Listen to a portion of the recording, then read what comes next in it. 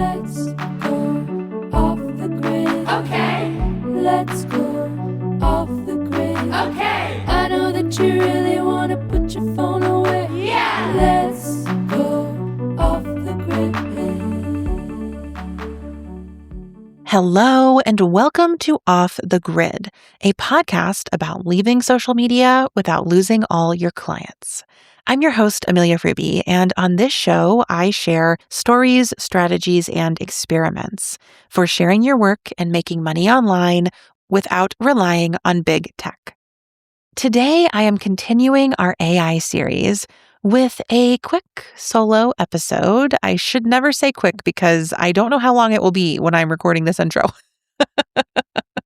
But I aspire for it to be quick, with a concise solo episode about 3 reasons you might feel so conflicted about AI. This episode is coming in the second half of our AI series here on the show, and I've created it really in response to a lot of email replies and Clubhouse comments and general responses that I've received from folks tuning in, sharing that they have a lot of big feelings about how AI is showing up in the world and even ways that they're using it in their creative work and life. And I've been receiving all these emails. I have been sitting with people and witnessing their feelings. And I'm not going to get into all the reasons AI might feel bad, but I am going to talk about 3 reasons that I think so many of us, especially as creative, values-centered business owners, why we feel so conflicted about AI, and particularly the AI tools that are being sold to us as business owners. This episode really feels like it goes back to the roots of the podcast because our first ever episode was called 4 Myths and a Truth About Social Media for Small Businesses. And in that episode, I unpacked where the conflicts were in our relationship to social media, what the apps were telling us and what we were experiencing.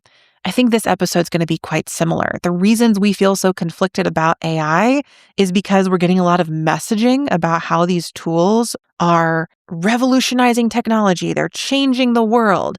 AI is already here and it's not going away, so we just have to accept it, right? Like, whether you're using AI or not, you've probably heard that messaging.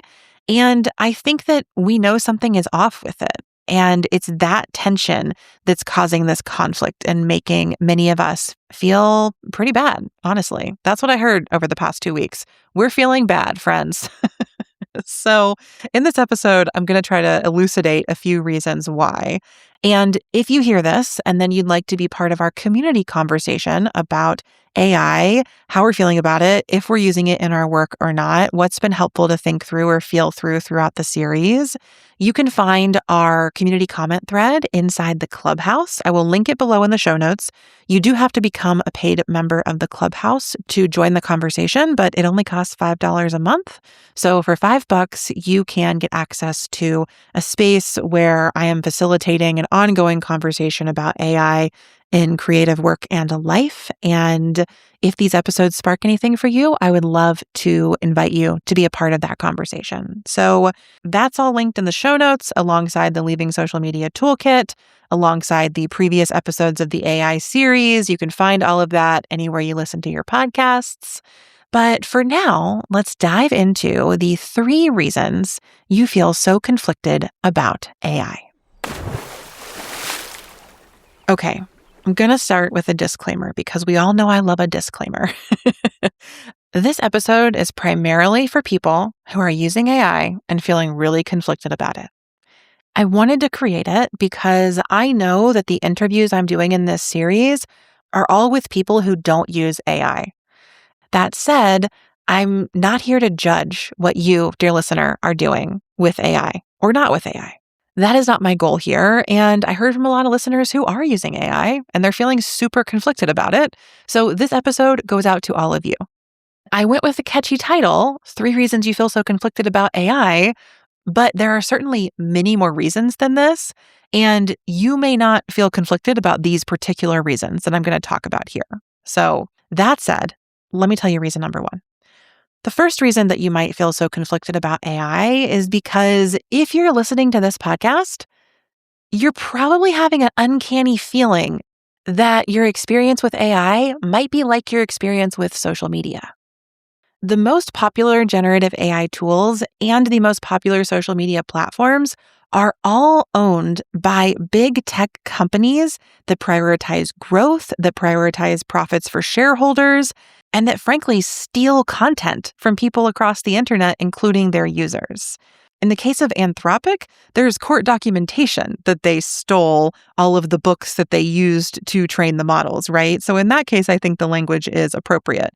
With the case of social media and many other generative AI tools, we sign away our rights to what we share there when we sign up for the platforms, right? Like in the Instagram terms of service or the TikTok terms of service, you agree that they can use all your stuff in their marketing or their training. You have to agree to use the platform. So to me, the companies that own social media and AI feel like two of a kind. And because I am so critical of those companies on this podcast, because you, dear listener, have heard me be so critical of them, there's a real tension between, okay, I'm stepping back and away from social media because I see what's going on there, but maybe I'm not stepping back or away from AI.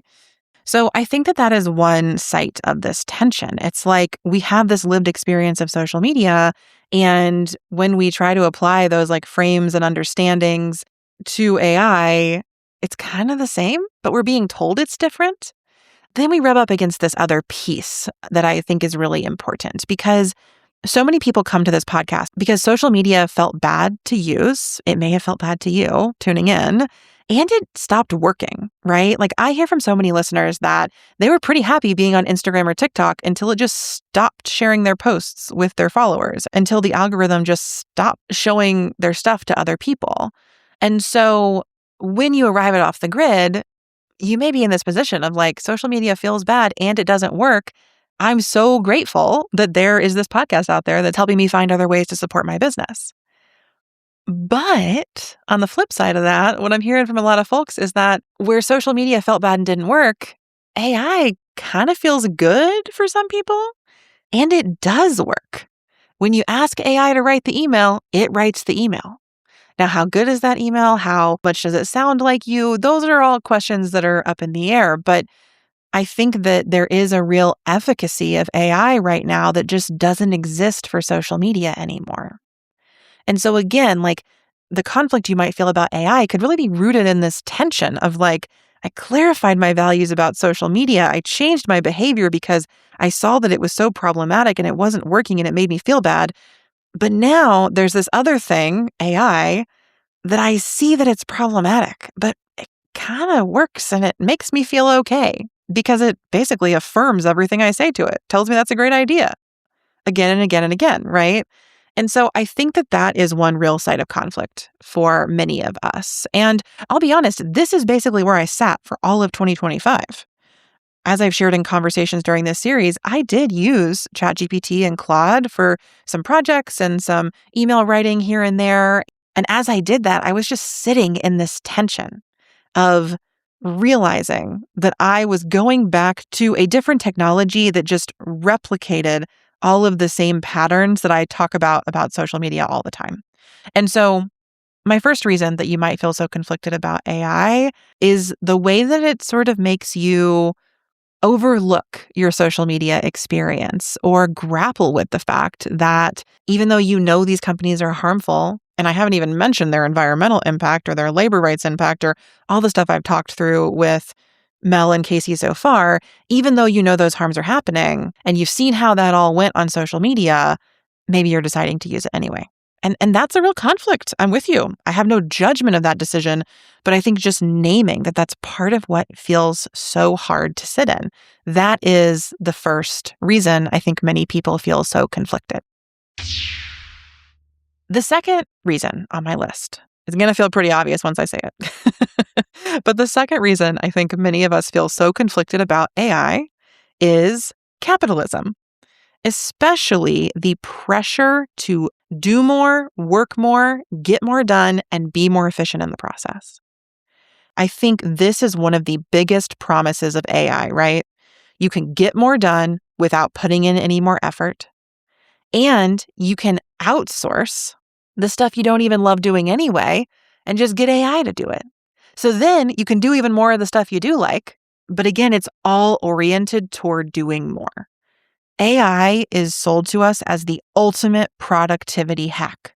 And for those of us who are already feeling so overwhelmed and overworked, that is really tempting. I have heard from so many listeners in the past 2 weeks who are like, thanks to AI, I've finally gone through all the emails in my inbox. Or thanks to this chatbot, I finally did my first launch because it helped me write all the emails and I could actually get them done. This goes back to what I was saying before, right? Like AI does work. It will do these things for you.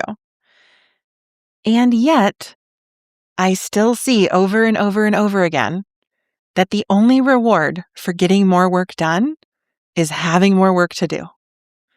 This is truly one of the karmic cycles that I am working through in my own lifetime and lineage. Like the value of hard work, the fruits of our labor, that is very much something that is being passed down generation to generation in my family and that I am actively rooting out of myself so I don't keep passing it on. And when I look at AI, it just feels like a trap to me, I'll be honest, of wow, I can be more productive just so that I can be even more productive? ? And there is early research that people are doing about folks who have fully integrated AI into their work. And what that research is finding is that they just have more work to do.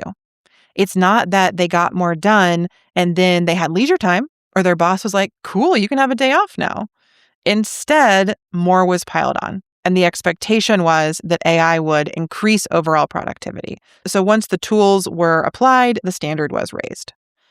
And so I think that this is a tension that a lot of us are sitting in. I know it is because I heard from listeners who were like, I need this to be more efficient.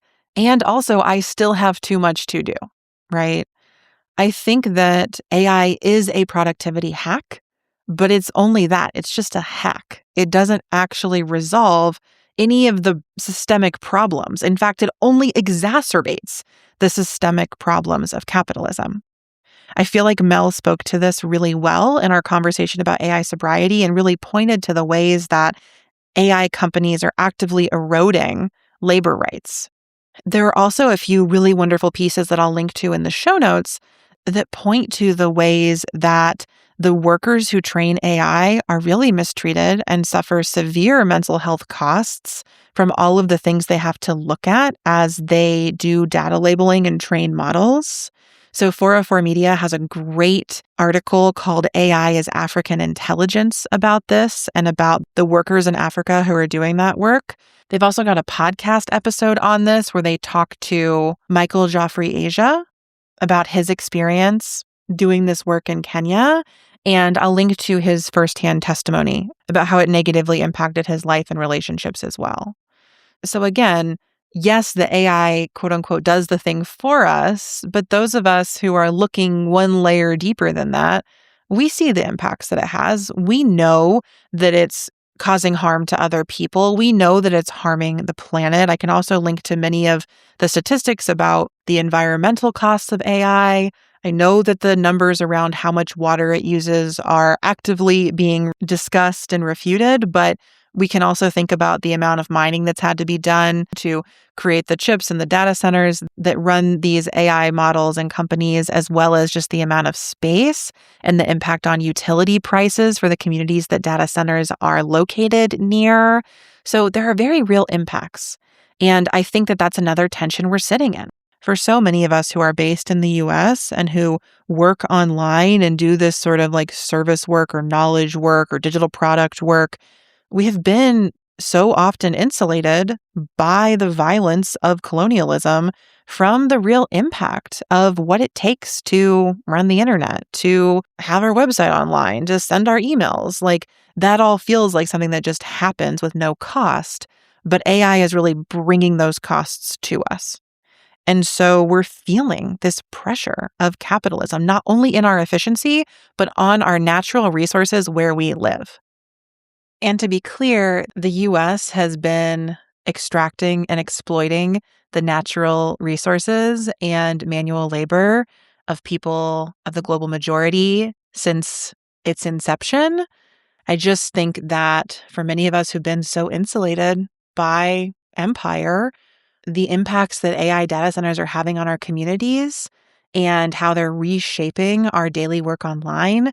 This is a moment where many of us are having to face the realities of colonialism and imperialism in a way that perhaps we haven't before. And I'll be explicit here. When I say we, I mean white folks like myself. For listeners who live outside the US or Europe, for BIPOC folks tuned in and listeners of the global majority, this likely will not be a new experience to you, or you'll have a totally different relationship to these oppressive powers. But because I am a highly educated white woman who's worked online for most of my life, I think that these systems are worth naming so that we can reckon with them and then hopefully deconstruct and overthrow them. That's the ultimate dream, right?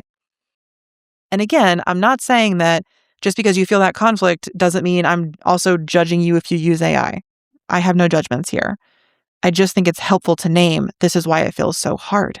We're sitting in that tension. And we sit in that tension every day, right? As the oft-cited phrase goes, there is no ethical consumption under capitalism. However, I just think that AI has really distilled and crystallized that for many of us, and we're feeling it in our bodies and in our well-being. And then the third reason honestly just wraps in these first two, and I hope will give you some new language to think about why you might feel so conflicted, or people you know might feel conflicted, or using AI or not using AI just feels hard and bad. And that is moral injury. So I've pulled a definition of this from the Syracuse University Moral Injury Project, because this is not at all a concept that I have invented. And in fact, it has been theorized for decades. But here's how they define moral injury. Moral injury is the damage done to one's conscience or moral compass when that person perpetrates, witnesses, or fails to prevent acts that transgress one's own moral beliefs, values, or ethical codes of conduct.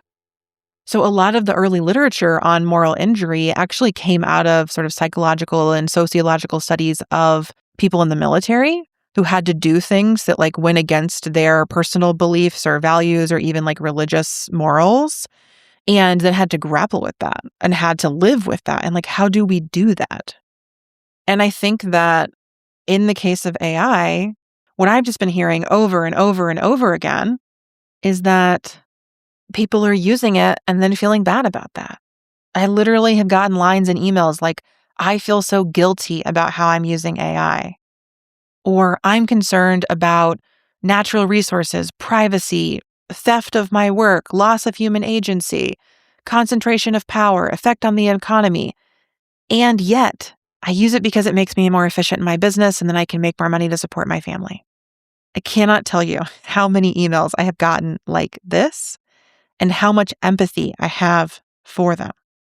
And those are all from folks who are self-employed. It doesn't even get into the folks that I know who have jobs and are being told that they have to use AI. They're being commanded to use it, right? And when we know that this tool is harmful, when we believe it to be bad, if we do, and then we use it anyway because we have to, whether that have to is being told to by a boss or being told to by the imperative of capitalism or the pressure to do more in our work. When that's the case, that dissonance results in moral injury, and we just experience it over and over again. Any of us who use AI and feel guilty about it, that guilt is coming from this place of moral injury. And I like this language because instead of like putting it back on you, like, oh, I feel guilty and that's my fault too. And now in addition to figuring out if or how I want to use AI, I also have to figure out how to not feel guilty. Like that's so much. And instead of internalizing and putting that on our own shoulders, if we understand it as moral injury, we can see it as a product of the systems we live in. This is why I can truly come to this conversation without judgment. I can read these emails with people telling me, here's my litany of reasons I think AI is bad and I use it anyway. The reason I don't judge that is because I get that it's moral injury. I get how much pressure we are all under. And in some ways, I think it's doubly hard as someone who's self-employed because there's a certain injury to your boss telling you have to use AI. But when you're your boss and you're telling you have to use AI even though you don't want to, that's just a mindfuck, right? Like, it's so hard. And so as I say all of that, like, I wish I had a solution for you. I wish I had a really clear get out of jail free card. Here's how you can use AI and feel good about it, or not use AI and feel like your business is going to be okay. Like, I don't have a clear answer for you at this point. However, as I wrap up this episode, I do have a few resources. So if you're someone who's really feeling conflicted and caught in all these tensions, my new friend Alexa at Cut Off the Spigot has written a really wonderful post about AI tools that are perhaps more ethical than others. I'm really grateful that Alexa's out there doing that research because I am not, but I will link to that in the show notes in case it's helpful for you. This is what I would call a sort of harm reduction approach to AI and moral injury, right? It's like if you have to use the tools, either because you say so or your job says so, or just the pressure of capitalism says so, can you use tools that are owned by people that you respect? I think that this list of tools is a great place to start with that. And if you want to hear more about how I think through harm reduction in relationship to choosing platforms, I did talk about that in my episode on the tension of platforms and why I haven't left Substack yet. So scroll back a few weeks toward the beginning of season 9, and that episode is there to walk through my different approaches to sort of mitigating moral injury by opting out of certain tools, limiting my use of other tools, and then practicing harm reduction with certain tools. So I walk through all of that in that tension of platforms episode, but I think that the Cut the Spigot list is a great way to practice harm reduction in your use of AI if you want to continue using it while perhaps feeling less conflicted or bad about that.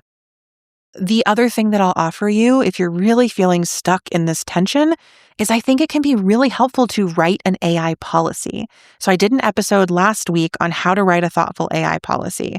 And in that episode, I emphasized like how you might use AI in your business, how to think about what you're okay with your like customers or clients or peers doing. But I think the way that this can help with our internal conflict is to be really clear about what you will or won't do. Because if you thoughtfully craft a policy, if you're like, I will use ChatGPT to help me organize my inbox, but I won't use it to write my newsletter, just one example. Once you decide that and you put it in your policy, you can stop feeling so bad about it. At least that's how policies work for me. Once I make it a policy, even if it's just a policy that I'm writing for myself, once it's a policy, I can let go of the baggage of trying to decide if I'm going to do it every single time. And so, again, if you're feeling conflicted, I would also recommend writing a policy for yourself. What are the things that you will and won't do? What are the tools that you will and won't use? Once you make those decisions, can you let go of the guilt? Can you let go of the stress? Can you let go of the tension? Can you be okay with the decisions you've made and acting those out? I think that policies can give us a clear sense of alignment, and that can lessen our feelings of conflict and tension. And I think that's what I have to offer you today. So, to do a quick recap, in this episode, I've talked about 3 reasons that you might feel so conflicted about AI, especially if you are currently using it and feeling guilty or weird or bad about it. The first reason was that if you're savvy about social media, you probably see that AI has a lot of the same problems, but maybe you're feeling drawn toward the way that it works and that it affirms you and makes you feel good. And so you're feeling like, oh, do I have to compromise my values that I figured out with social media now to use AI? That's a challenging question and tension. It can create conflict. The second conflict was the pressure of capitalism and the demand for productivity and efficiency in our work. This world asks so much of us just to earn a living. Even that phrase, right? That we have to earn a living. We can't just live. It's really hard. And AI has become this promise that we can be more productive without putting in more work. But I think that most of us see through that promise as either overtly false, because once we start doing more with AI, then there's just more and more and more to do. Or we see it as covering up the other people and the planet the AI is actively harming just so we can be more productive. So I think that's our second tension that we get caught in, is this bind between what capitalism demands of us and what we know is good for us or for the planet. And that's a hard place to be. That's another reason many of us feel so conflicted about AI. And then the third reason was really just sort of an umbrella to understand all of this within, and that is moral injury. And again, moral injury is the damage that's done to our conscience, our moral compass, even our sense of self when we transgress our own values or ethics. And so for many of us with AI, we have a sense that we know it's bad or wrong, but we're using it anyway. And that breeds this feeling of guilt or pain or frustration or conflict. And we have to find ways to grapple with that. And so the two ways that I offer to start to work through this is one, to reconsider your approach to AI. Is it going to be opting out, only using certain things, or practicing harm reduction? And I've linked to the Cut the Spigot post with some ethical, quote unquote, AI tools in it if you want more resources on using different AI tools that feel more aligned with your values. And then my second suggestion is to write an AI policy so that you're super clear with yourself what you will and won't do with AI. And then you can set down all the worrying and guilt and stressing because you've made a decision and you can be aligned with that decision, even in the context of the broader misalignment of the world, right? We're not going to fix capitalism by using or not using AI. Like even all the guests I've talked to, right, who've decided to stop using AI, that didn't just like fix their whole life or fix the whole world, right? We're not trying to claim that. It's just the way that we've found alignment within these broader harmful systems. Thank you so much for tuning into this episode of Off the Grid. As always, I'm so grateful that you're here. And again, if you want to be a part of the conversation, come find us in the Clubhouse. We're having an ongoing, asynchronous, supportive chat about AI, and I'd love to see you there. Until then, you can find me off the grid. I kinda hate social media, feeds on my brain like a bacteria. If you read my Wikipedia, it'll say I kinda hate social media. Post a picture of myself, sacrifice my mental health, use your product, time to sell. I would rather go to hell. Do you like this? Leave a comment. Can you share this?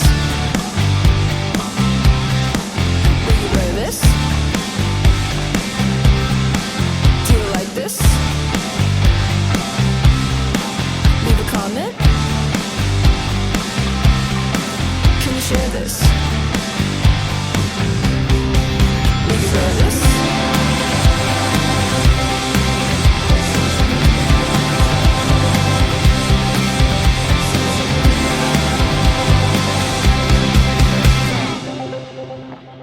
Okay. That was an abridged version of Social Media by Surfer Boy and Rectangle. To hear the entire song, find Surfer Boy on Spotify or head to the link in the show notes. Thanks so much to them for sharing the song with us, as well as to Melissa Caitlin Carter, who sings our theme song that you hear at the start of every show. I'm your host, Amelia Hruby, and if you enjoyed this episode, I hope you will download the free Leaving Social Media Toolkit at offthegrid.fun/toolkit. Until next time, I will see you off the grid.